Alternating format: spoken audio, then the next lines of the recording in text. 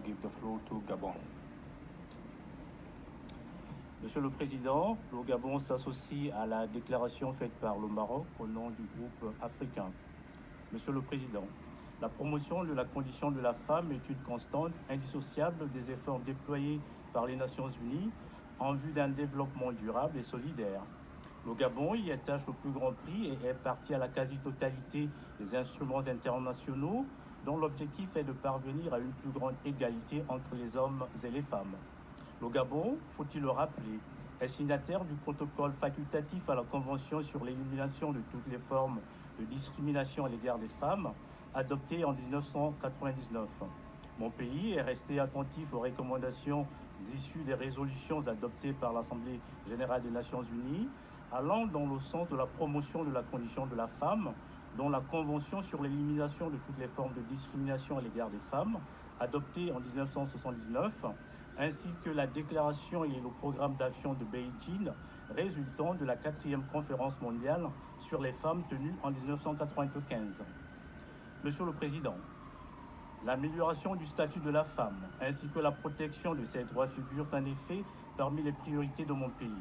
Le Gabon est convaincu que l'élimination de toutes les formes de discrimination à l'égard des femmes passe par la prise en compte des enseignements tirés de la mise en œuvre des objectifs de développement durable, notamment l'ODD 5 portant sur l'égalité des sexes et l'autonomisation de toutes les femmes et filles, d'une part, et la prise en considération de l'agenda 2063 pour l'Afrique, d'autre part.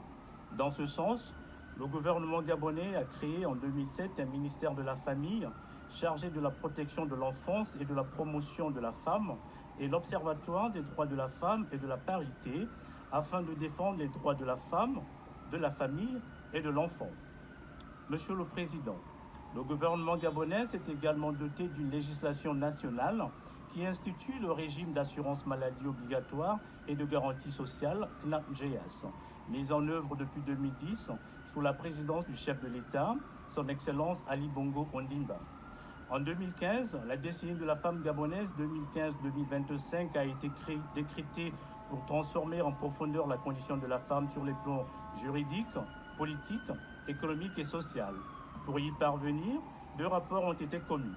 Le rapport sur la situation nationale de la femme gabonaise et le plan décennal pour l'autonomisation de la femme gabonaise.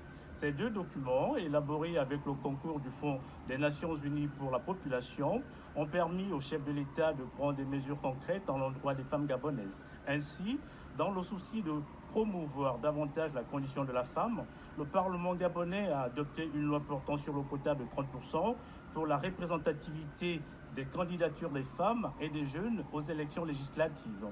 Elle a pour objectif de faire participer plus de femmes et de jeunes sans discrimination au processus électoral au plan national. Monsieur le Président, il convient de rappeler que la Journée internationale de la femme, instituée par la résolution 75/189 présentée par le Gabon et adoptée par l'Assemblée générale des Nations unies en 2010, participe de la volonté manifeste des autorités gabonaises à contribuer au respect des droits de la femme à travers le monde. Pour clore mon propos, je voudrais relever que l'élimination de toutes les formes de discrimination à l'égard des femmes dans le monde demeure un dur labeur. Une telle entreprise requiert l'implication de toutes les bonnes volontés au niveau national et international, ainsi qu'une coopération plus efficiente au sein de l'organisation onusienne. Je vous remercie. I thank Gabon. We have heard the last speaker for now. Distinguished delegates, I now invite the committee to turn again its attention to pending organizational matters.